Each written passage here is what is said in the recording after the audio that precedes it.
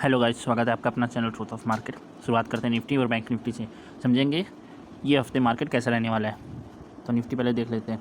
तो यहाँ पर एक्सट्रीमली फॉर हम लोग को दिखाई दिया था पिछले हफ्ते, और फ्राइडे को तो सॉलिड सेलिंग आती दिखाई दी थी क्योंकि यूएसए ने टैरिफ लगाया था। उसके बाद हम लोग को मैसिव फॉल दिखाई दिया, और चाइना ने जो है फ्राइडे शाम को दोपहर को 3 बजे के आसपास, 3:30 बजे के आसपास 34% का टैरिफ यूएसए पे लगाया, जिसके कारण हम लोग को फॉरेन मार्केट में भी मैसिव फॉल दिखाई दिया है। और यहाँ पर जो अपने गिफ्ट निफ्टी है वो 660 पॉइंट डाउन है, मतलब 22,200 के आसपास वो कहीं पर ट्रेड कर रहा है।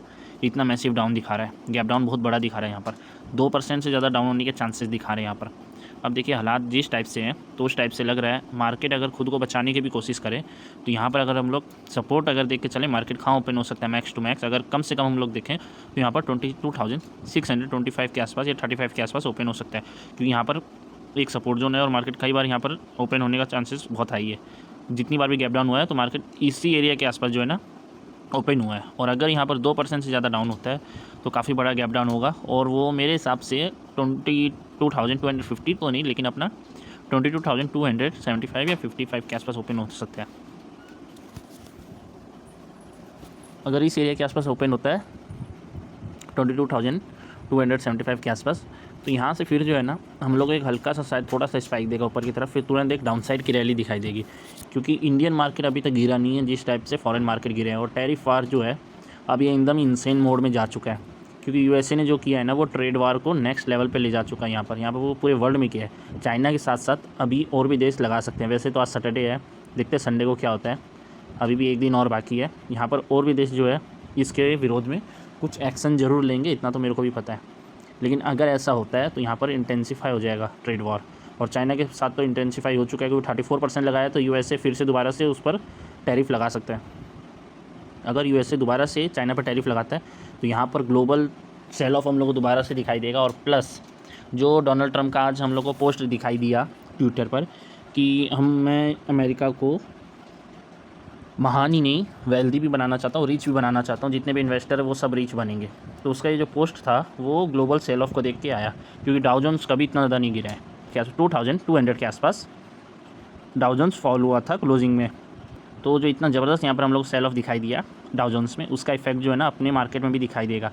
यहाँ पे भले गैप डाउन ओपनिंग हो तो लोग सोचेंगे बहुत बड़ा गैप डाउन हो गया, अब यहाँ पर थोड़ा सा बुलिश हो सकते हैं और एक गैप अप फिलिंग के लिए हम लोग सी ले सकते हैं। लेकिन वो गलती होगी, क्योंकि अगर मैं आपको 15 मिनट में बताऊँ तो यहाँ पर अधिकतर होता ये है जब सेलिंग प्रेशर हाई हो और अति जो है यहाँ पर मार्केट नेगेटिव मोड में जा चुका हो, तो यहाँ पर होता है क्या है, यहाँ पर गैप डाउन तो देता है लेकिन न्यू बायर को ट्रैप करने के लिए, यहाँ पर न्यू बायर को ट्रैप करने के लिए मार्केट जो है अपना इस लेवल के आसपास समझ लीजिए ओपन होगा 22,350 या 22,285 के आसपास। इस लेवल के आसपास ओपन होने के बाद मार्केट क्या करेगा, हल्का सा ऊपर आएगा और फिर एक सडन फॉल दे देगा। और जब वो फॉल आएगा तो यहाँ से जो है ना ये समझ के चलिए उस दिन हम लोग को मार्केट 21,900 तक का लेवल टच करता हुआ दिखाई देगा। और जो लो लगेगा नेक्स्ट वीक का अगर मैं बात करूँ तो नेक्स्ट वीक यहाँ पर मेरे हिसाब से लो कटते हुए दिखाई देंगे। 22,000 का जो लो है यहाँ पर 21,900 का, ये लो कटना चाहिए। अगर ये लो कट हो जाता है तो यहाँ से और सेलिंग आएगी। और अपना जो सपोर्ट लेवल है निफ्टी का, यहाँ पर अभी ये सपोर्ट लेवल थोड़ा वीक हो चुका है, लेकिन फिर भी आप देख लीजिए, दिखा देता हूँ मैं। ये अपना इलेक्शन टाइम का सपोर्ट बनाया था, ये जो अपना सपोर्ट है ये इलेक्शन टाइम का है 21,350।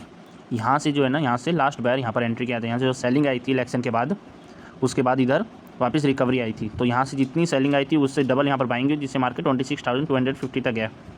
तो ये जो है यहाँ पर लास्ट बायर बैठा है, तो मार्केट क्या करेगा, मार्केट यहाँ तक आएगा।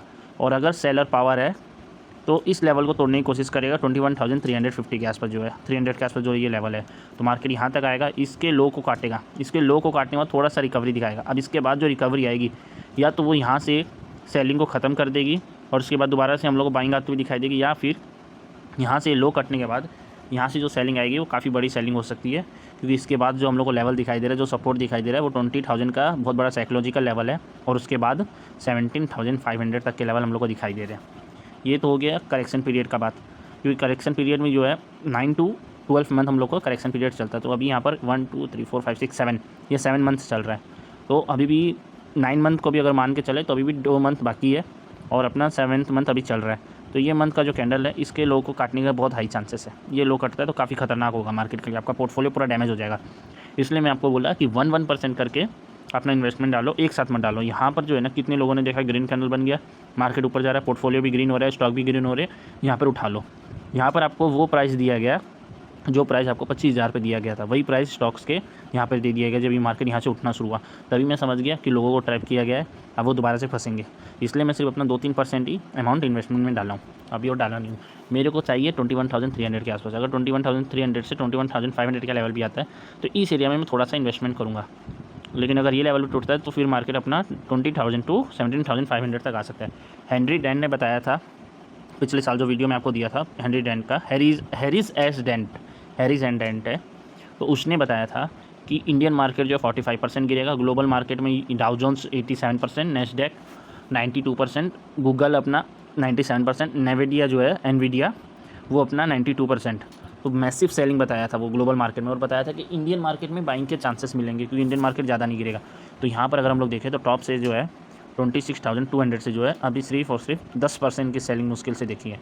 तो अगर यहाँ से और 30% की भी सेलिंग आती है तो यहाँ से 30% की और सेलिंग का मतलब हो गया अपना जो है 50% होता है 26,000 का 13,000, और यहाँ पर 45% का मतलब हुआ अपन लोग यहाँ पर 17,500 टू 16,000 का लेवल। लेकिन इतना डाउन नहीं जा सकता, मैक्स टू मैक्स मेरे को लग रहा है 17,500 से 18,200, अगर हैरिस एसडेंट की भी बात सच होती है तो, क्योंकि फिर यहाँ से मार्केट घूमता हुआ दिखाई देगा।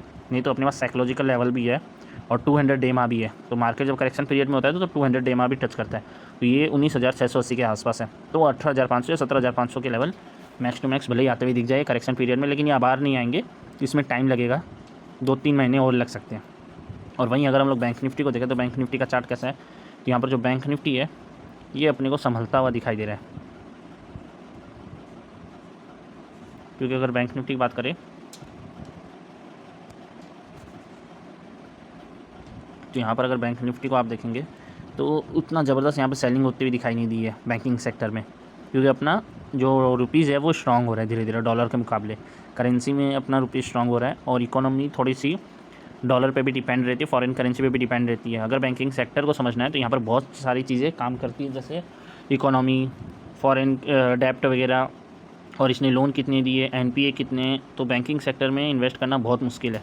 यहाँ पर एक चीज़ काम नहीं करती, आरबीआई की पॉलिसी भी काम करती है, तो आरबीआई की पॉलिसी सबसे बड़ा इम्पैक्ट करती है और इकोनॉमी इस पर सेकेंड इम्पैक्ट करती है।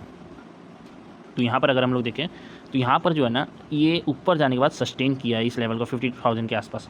अगर यहाँ पर गैप डाउन दे देता है और इसका ये जो लो जो है यहाँ पर जो एक चैनल बन रहा है हम लोग को, डाउन ट्रेंड चैनल जो अपने को दिख रहा है, इसका जो लो है वो इस तरफ के आसपास है, यहाँ पर लो बनना चाहिए 50,400 के आसपास।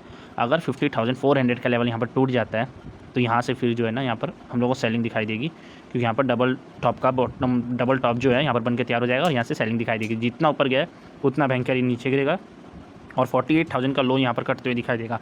और मंडे में जो है जिस टाइप से हम लोग को गैप डाउन दिखाई दे रहा है 700-800 पॉइंट, अगर 600 पॉइंट निफ्टी है, मान लीजिए 450 पॉइंट भी गैप डाउन खुलता है, तो यहाँ पर बैंक निफ्टी जो है कम से कम 1000 पॉइंट के आसपास देना चाहिए। तो 50,400 तो यहाँ पर दिख रहे हैं, लेकिन अगर 50,400 का लेवल यहाँ पर टूटता है तो फिर बैंक निफ्टी भी बियरिश हो जाएगा, बैंक निफ्टी को कोई नहीं बचा पाएगा। क्योंकि ट्रेड वॉर में बहुत सी कंपनियां डूबेगी, मैन्युफैक्चरिंग जो हब है, जितने मैन्युफैक्चरिंग प्लांट है वो सब बंद होने लग जाएंगे और उसमें जितने भी वर्कर हैं उन सबको निकाल दिया जाएगा, क्योंकि ग्लोबल स्लो डाउन देखने को मिलेगा और जो बाइंग पावर जो रहती है जनता के पास वो नहीं रहेगी।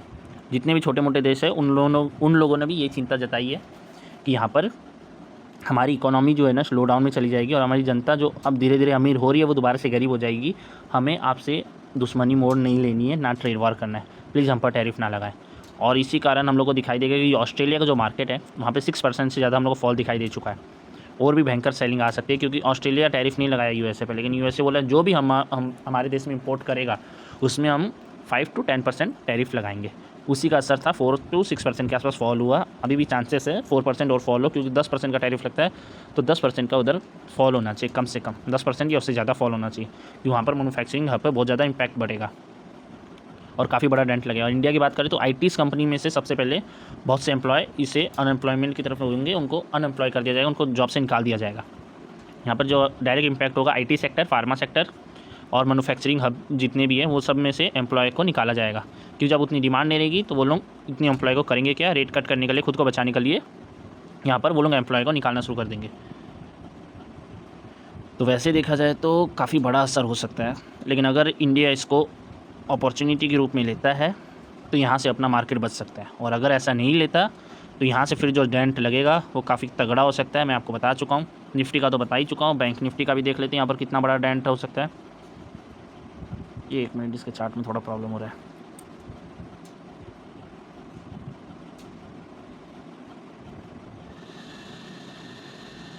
तो यहाँ पर अगर हम लोग देखें तो बैंक निफ्टी में जो डेंट लग सकता है वो हम लोग को ये जैसे W से वैसे ऊपर आ रहा है, लेकिन अगर ये फेल हो जाता है तो यहाँ से अगर नीचे आएगा तो ये लो कटेगा। इलेक्शन का टाइम का जो इधर लो है वो 46,000 के आसपास है।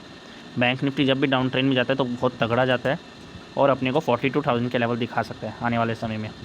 अगर निफ्टी के साथ साथ बैंक निफ्टी गिरना शुरू हो गया तो ये अपने को 42,000 का लेवल आराम से दिखाएगा। और ये जो टॉप जो है, ये 10,000 पॉइंट का जो टॉप है, 10-12,000 पॉइंट का जो टॉप है लॉस से लेके यहाँ तक, उसको भरने में 2 साल लगेंगे फिर।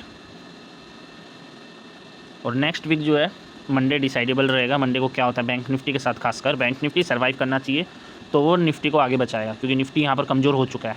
मेन अब बैंक निफ्टी पर सब डिपेंडेड है, बैंक निफ्टी का क्या होता है। तो ऐसी इन्फॉर्मेटिव एनालिसिस करें, हमारे चैनल को लाइक एंड सब्सक्राइब करें। Thanks for watching, bye bye for now.